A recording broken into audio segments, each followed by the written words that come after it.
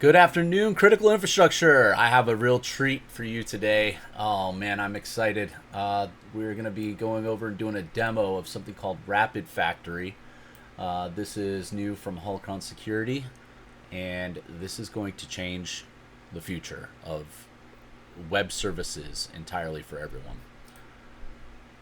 You no longer have to be a AWS architect in order to create some top of the line secure systems. It expands the capability out to everyone. And we'll talk about that in a second, but I'm going to go through and show you first the EC2 instances that are present in the system.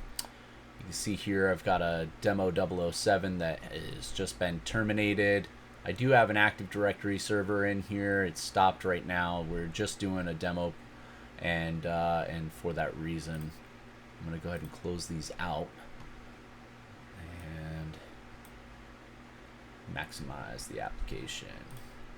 All right, so when you first open up RapidFactory, first thing you have to do, authorize with your API key.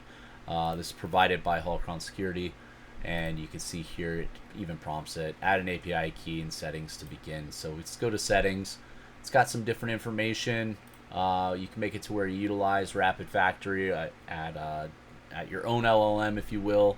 And we're going to just go ahead and have this session as being, we'll call this 99 or something, 0.99. This is a little something to identify. If we get interrupted, it can come back to that session. And then we're going to paste in our API key.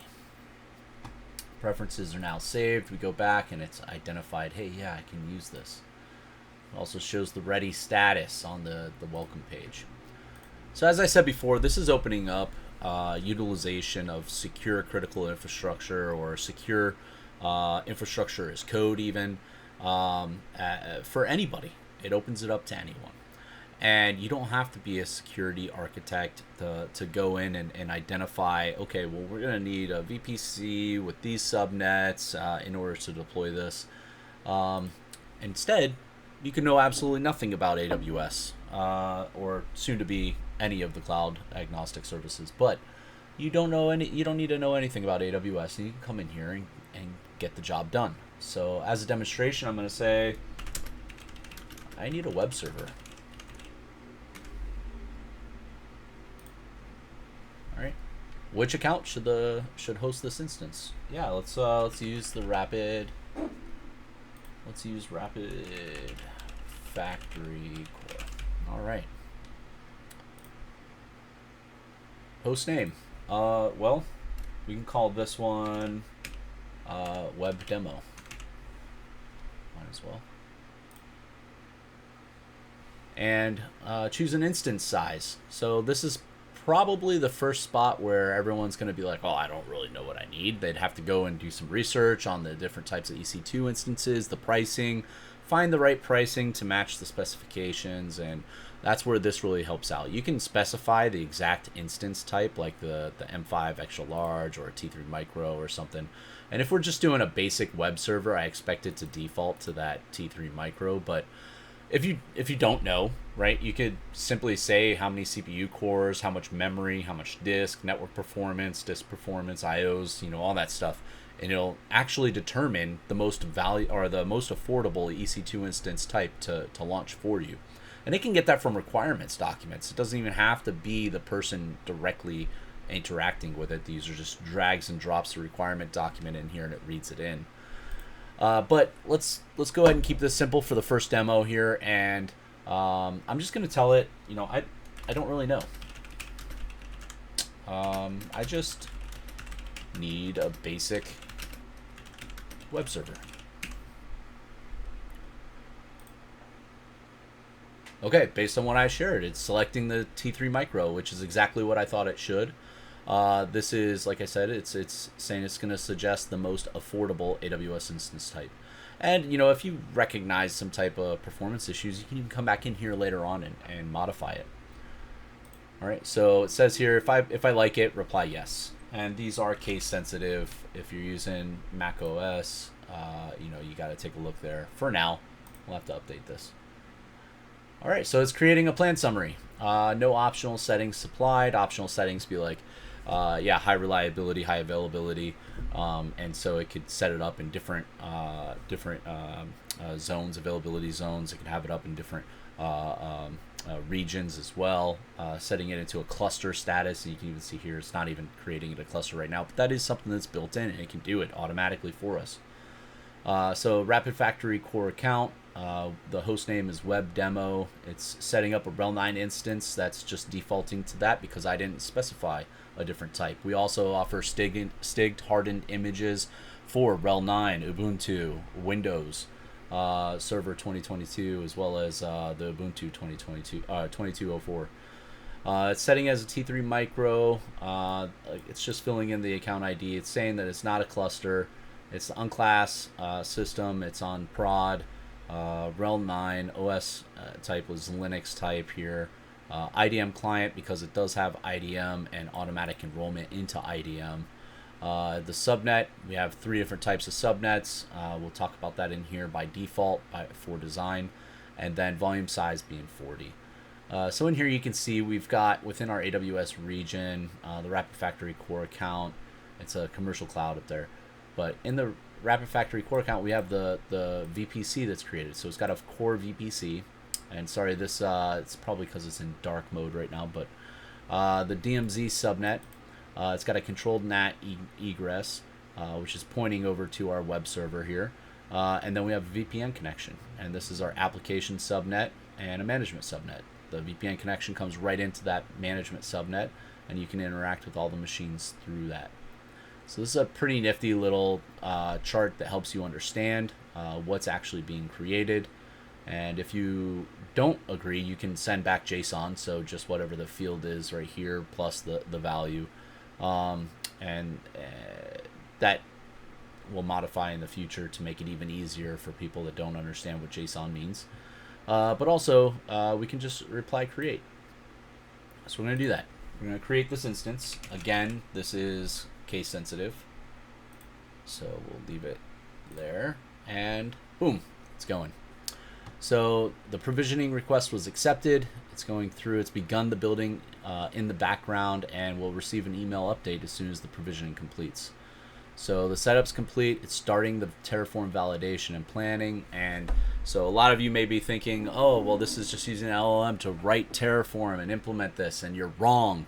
It doesn't have an LLM writing any Terraform. All the Terraform is already pre-written, pre-configured, and approved to be IL5 certified.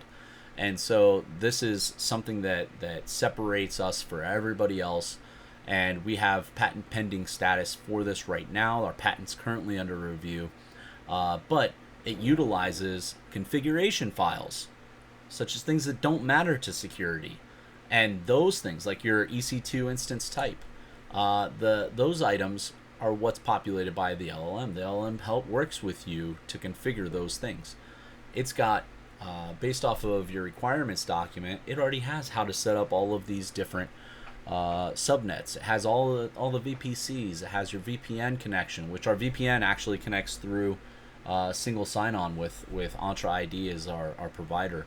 And so it has two-factor authentication, as well as the equipment itself. You can say, all right, yeah, I only allow single sign-on from this machine, or whether or not it's compliant and enrolled in your services through the MSP. And so it does that. It verifies all of the non-important information that I say non-important, non-security related information, and it applies those configurations to the build out while it's doing the process. Again, the build out, it's just blueprints already pre-certified. So after it builds it and implements it, and we're talking it goes through and sets up your S3 buckets, your ECRs, your EKS, your IAM controls, all the critical infrastructure, RDS, S3, or the S single sign-on aspect, your VPC, the VPN, list goes on, to include like CloudWatch, CloudTrail, all of it, guard duty, you name it, implements it all, and so based off that, it deploys the instances, and then once it's done deploying those instances, we have an audit tool that comes in. It reads the actual state from AWS. and it comes through and verifies that deployment was actually per the documentation, that it still meets IL5 compliance. It meets our 800, 171, 172, CMMC, SOC 2 requirements, and that we're not violating anything.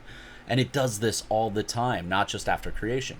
So the point being is that when this is deploying and it's being created, the instance that you receive is also being stigged. And so you're getting the security of it. Like for this, I'm telling it it's going to be a web server. So it's going through and it's creating everything that we need for it to be a web server. It's pointing your DMZ with a reverse proxy. It's standing up that reverse proxy using Terraform playbooks. So it goes through and creates the reverse proxy with an Apache 2 that is fully stigged for the application. The operating system's fully stigged. It points it back to this web server, and all of the logs are taken and auditing and everything, all included within the service. And so, again, turnkey solution for somebody that knows absolutely nothing about AWS. And you can see it here, validating appropriate EKS deployments. So if you have access from this machine or need access between this machine to your EKS, or if it's an EKS instance, it does all of this, right? And so finally, provisioning is complete. It did the final review. The final review was completed successfully. So let's take a look inside our AWS now. And in here,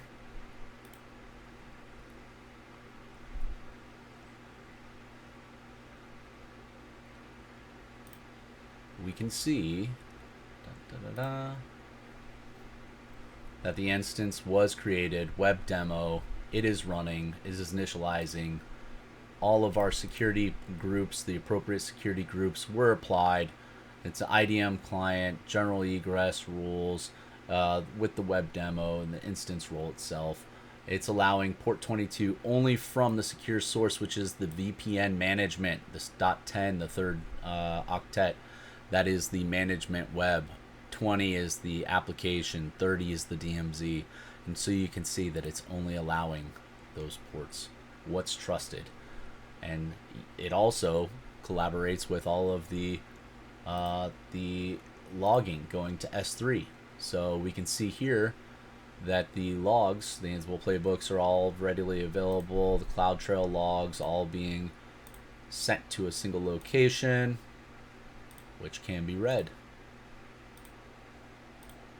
And we'll see here, constant logging, constant auditing all the time. So there we have it.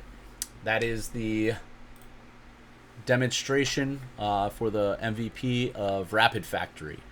And so I hope you guys enjoyed, and I look forward to securing your critical infrastructure soon.